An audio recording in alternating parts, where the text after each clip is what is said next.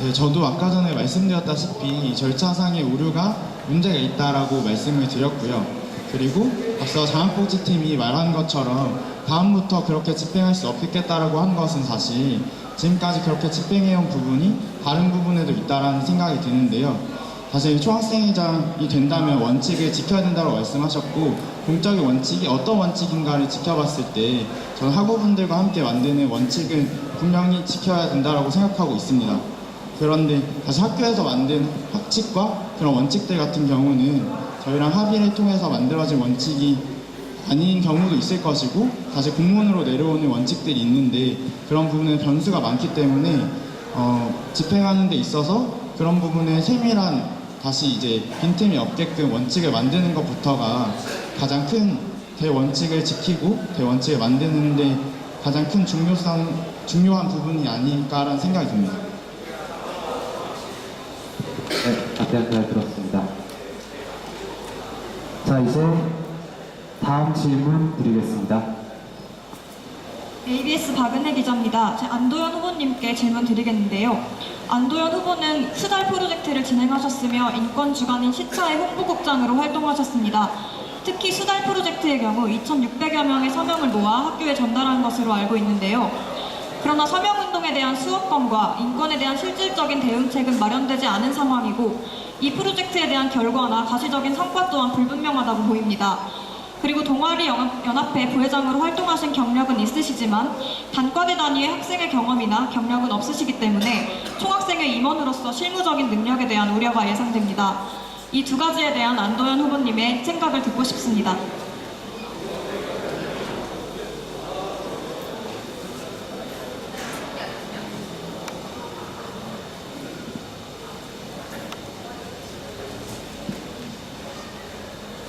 네, 기본 질문에 대한 답변 시간은 5분입니다.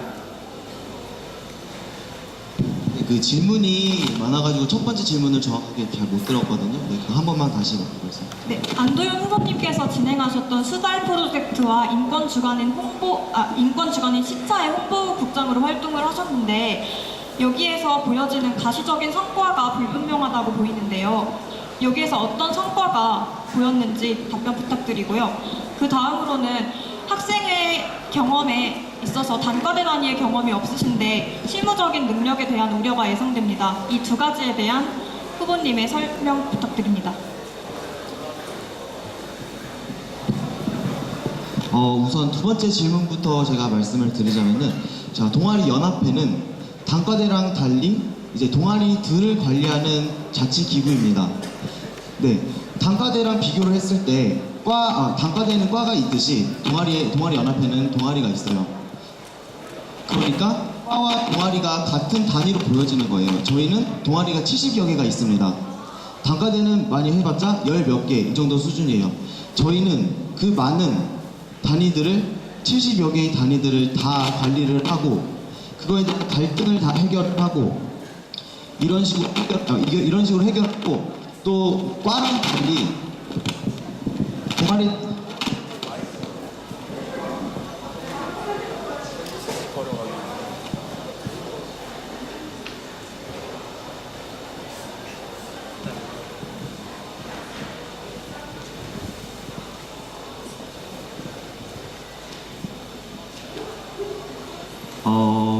그래서 단과대의 과와 동아리 차이가, 이제 동아리 같은 경우에는 각자 연결된 고리가 하나 없이 오로지 자기들의 활동과 이제 그런 거를 위해서 하는 건데, 그거를 보자면 이제 공간 문제라든지 여러 다양한 문제들에 특히 과보다는 동아리끼리의 그런 갈등들이 더 많습니다. 그러니까 이런 부분에 대해서 원활하게 갈등을 해소를 함으로써 단과대와의 차이점이 좀 없을 거라고 저는 보여집니다. 그리고 수달 프로젝트와 인권 주간의 가시적인 성과가 불분명하다라고 말씀하셨는데, 우선 수달 프로젝트를 한 이유는 제가 이 학교에서 일어나는 수강 신청 문제에 관한 문제 의식을 느꼈던 거고, 그로 인해서 저 스스로 이제 일어나서 같이 학우들과 함께 서명을 하게 된 것인데,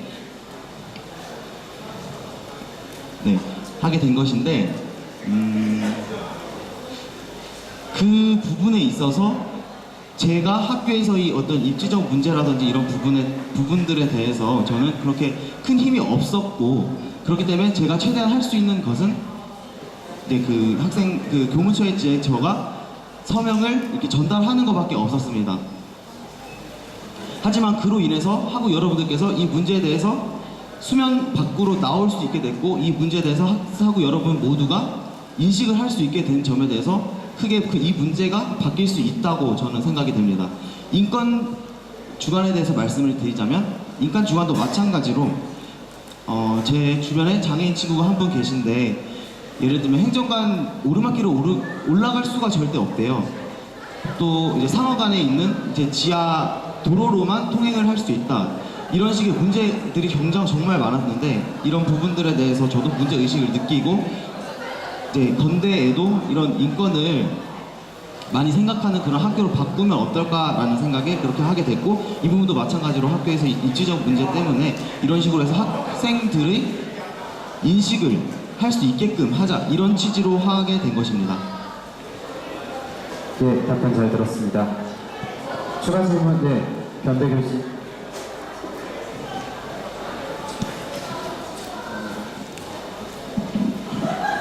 작년과 올해 2년 동안 동아리연합회에서 일을 하셨는데요. 네, 동아리 이번에 이제 공간과 학교와의 마찰이 조금 있었던 걸로 알고 있습니다. 그 이제 KT 텔레캅에서 도어락을 설치한다든지 이제 소방 점검을 하는데 좀 과도하게 터치를 한다던가 이런 문제가 있었는데, 그런 점을 어떻게 해결하려고 노력을 하셨는지 궁금합니다.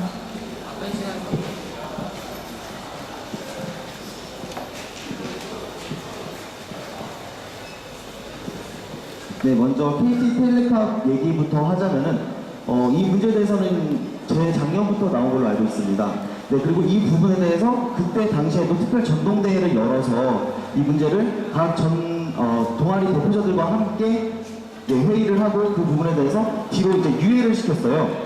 그 다음에도 또 학폭처에서 또 이 문제를 갖고 나오게 됐습니다. KT 텔레캅 문제를요. 그래서 또 전동대회에서 이 얘기를 하게 됐습니다. 하지만 그게 올해 이제 상반기 전동대회였습니다. 그리고 그 부분에 대해서 동아리 연합회는 이 부분에 대해서 부결 조치를 내렸습니다. 부결이 됐습니다. 그 전에 같이 동아리 대표자들과 함께 충분한 토의를 하고, 그 다음 이제 분과 회의라는 걸 통해서 전동대회 전에 각 동아리들 사전에 만나서 그 부분에 대해서 각자의 있고 찬성과 반대의 의견들을 다 들었습니다. 그리고 마지막으로 전동대회에서 그 부분에 대한 의견을 내리게 됐고요. 그 다음 올해 하반기 전동대회에 다시 이 문제를 학폭처가 들고 나왔습니다. 이거에 대해서 저희는 동아리 대표자들과의 약속이었는데, 저희 전동대회는 그 부분에 대해서 학폭처가 우리의 의견을 무시하는 것이 아닌가라는 얘기를 제시했고, 동아리 대표자들도 그 의견에 찬성을 했고, 그래서 그 부분에 대해서도 아예 안건을 올리는 것조차 부결을 시키게 되었습니다. 이렇듯 저는 동아리 연합회에서 일을 할 때 동아리 대표자들의 의견을 하나하나 물어봤었고, 그 부분에 대해서 존중을 하고 반대측, 찬성층 의견들을 다 들어보고 마지막에 그렇게 결정적으로 전동대회에서 의견을 결정하게 됐습니다. 그리고 소방정권과 같은 얘기는 정확하게 어떤 부분을 말씀하시는지. 저희가 이제 동아리방에서 그 장판이라던가 이런 담요라던가 이런 거를 다 치우라고 했었을 때 어떻게 그거를 의견을 모아서 이제 처리를 하셨는지 그게 궁금해서요. 장판이라든지 이런 거를 그냥 실제로 쓰고 있는데, 그 부분에 대해서 저희가 어떻게 의견을 모았는지를 말씀하시는 건가요? 우선 이 부분도 KT 텔레캅과 약간 연관이 되어 있습니다. KT 텔레캅을 설치하는 주요 이유가 그 소방 이유입니다. 불이 날까봐, 불이 났을 경우에 사람들 인재 위험이 있기 때문에 이 부분에 대해서 빠른 탈출과 인명 구조를 위해서 이렇게 설치를 하려고 했던 건데,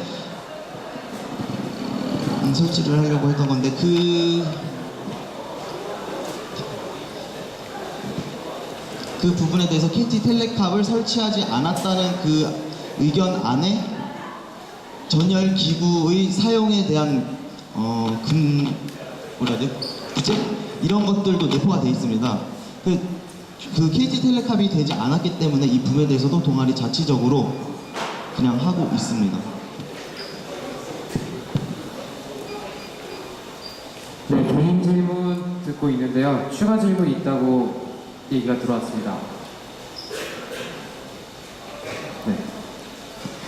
네, 건국대학교 영자신문 홍혜진 기자인데요. 제가 아까 약간 시간을 놓쳐서 김유진 정후보님께 혹시 추가 질문 가능할까요? 네, 답변 주신 내용에서 그 군사학 과목 같은 경우에는 결격 사유서를 낸다고 하셨고 이 부분에 대해서 충분히 훈육관님이랑 단장님과 말씀이 되신다면 가능하다고 보는데 이제 제가 생각했을 때는 4주간 하계훈련을 가는 게 약간 그래서 부총학생회장님 후보에게 대리 위임을 하신다는 게 너무 긴 시간이 아닌지 생각이 들고 또 수강 신청 같은 문제가 생겼을 때 만약 자리를 비우신다면 그래도 총학생회장님으로서 자리를 그때 부재하시는 게 과연 맞는지 여쭤보고 싶습니다. 네, 추가 질문이니 답변 시간 3분입니다.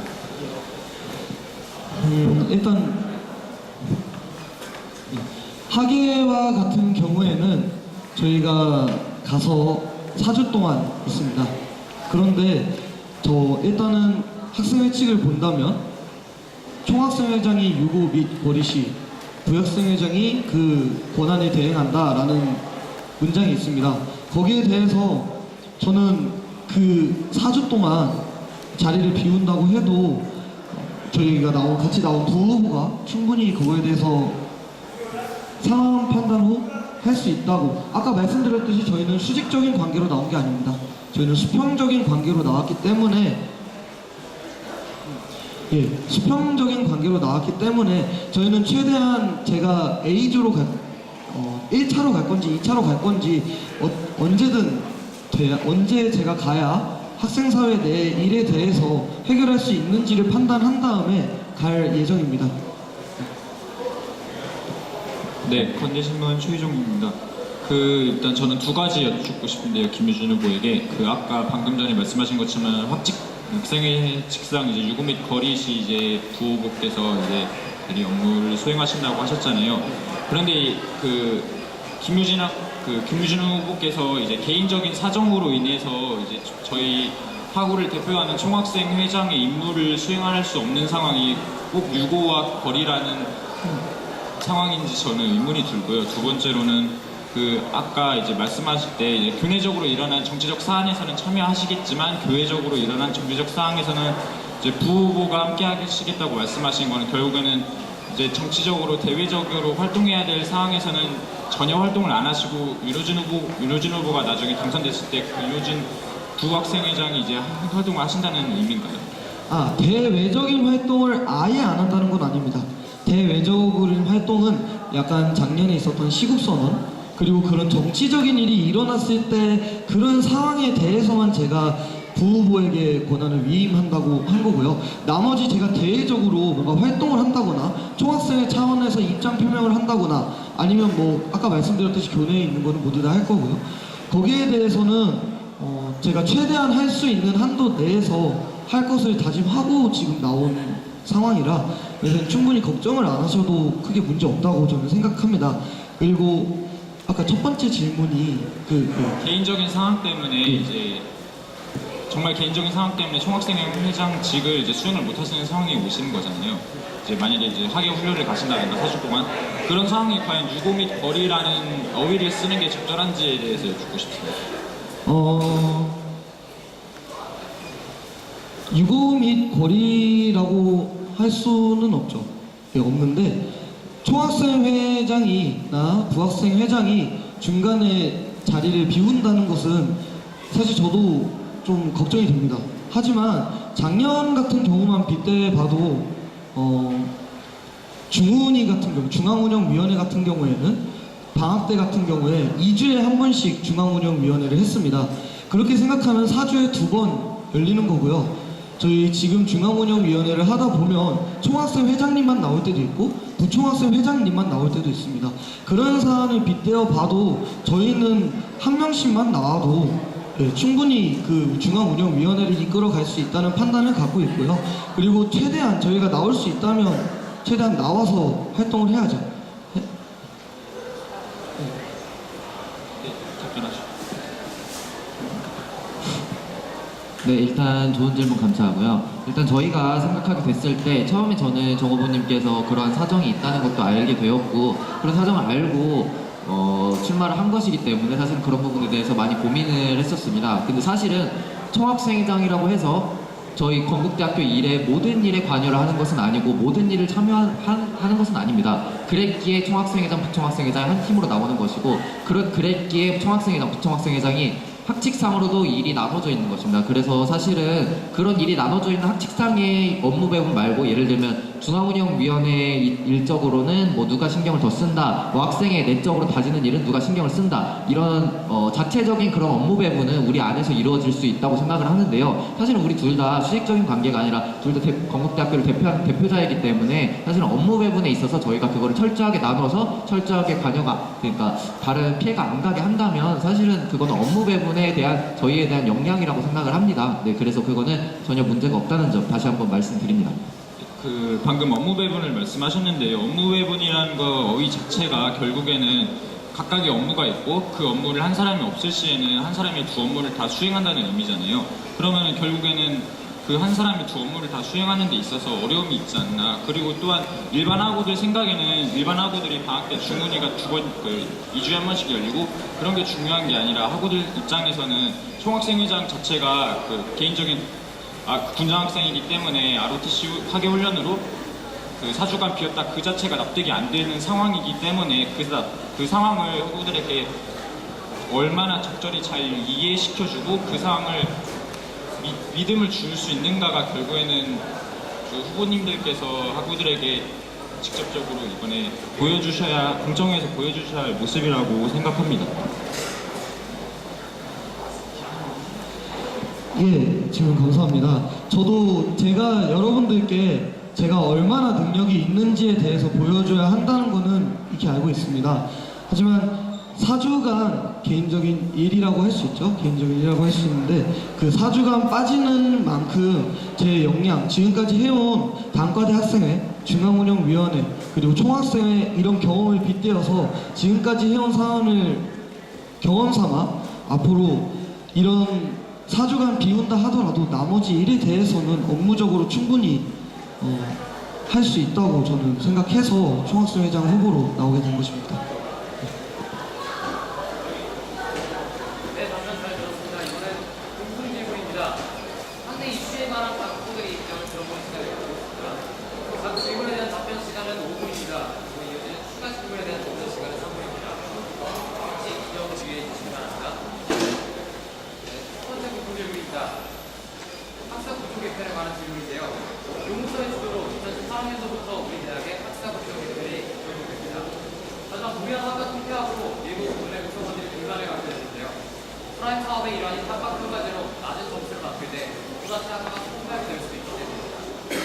자신이 수급된 학과가 언제 없어질지 모른다며 불안해하는 학우들도 있습니다. 이에 대해 패널리스트들의 질문이 있습니다. 네, 영자신문사입니다. 교무처는 추가적인 학사 구조 개편이 없다는 입장이지만 그간의 사례로 봤을 때 이는 얼마든지 또 일어날 수 있는 일입니다. 이는 학생들뿐만 아니라 많은 교직원들이 연관된 문제이기 때문에 이에 대한 확실한 대응이 없다면 더 큰 반발과 문제를 야기시킬 수 있습니다. 이에 대해 어떻게 대응하실 것인지 여쭤보고 싶습니다.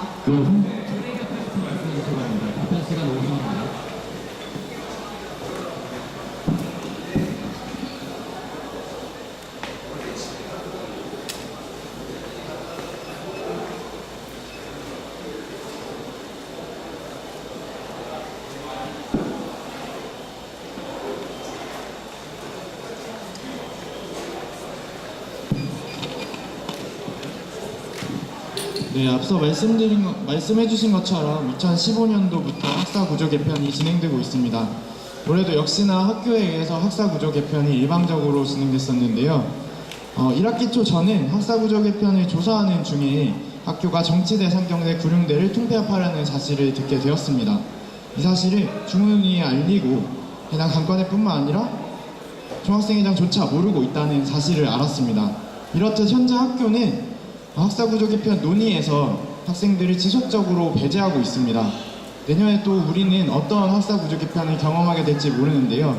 총학생회장은 이에 목소리를 내야 된다고 생각합니다. 학사구조 개편은 앞서 말씀해 주신 것처럼 단순히 과나 단과대가 통합되는 것이 아닙니다. 학사구조 개편 과정 중에 우리가 들어야 되는 수업수가 감소할 수도 있고 학부생들이 기존에 사용하던 공간들을 사용하지 못하게 될 수도 있습니다. 학교 학사구조 개편 정책에 대해서 저는 무조건 단순히 반대를 하는 것이 아니라 학우분들의 의견을 묻고 학우분들과 함께 학우분들의 권리를 지켜나가는 방향으로 학교에 요구할 것을 요구하겠습니다.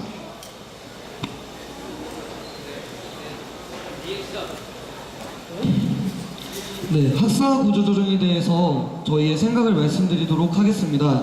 저는 1학년 총학생회 건대무대다 시절 예디대 학과 통폐합에 대해서 행정관 점거에 참여를 하였고 총학생회 차원으로 예디대 행정관 점거를 하시고 계시는 분들에게 커피를 나눠드리기도 하고 저희도 같이 시위에 동참하기도 하며 그 예디대 학과 통폐합 하시는 분들에게 힘을 많이 붙들었습니다. 하지만 저는 그거를 하면서 1학년이었던 저는 이 정도 했으면 우리 학교가 입장을 조금 바꿔주지 않을까, 그리고 이 정도 했으면 학교가 학생 말을 들어주지 않을까라는 생각을 막연하게 했던 것 같습니다.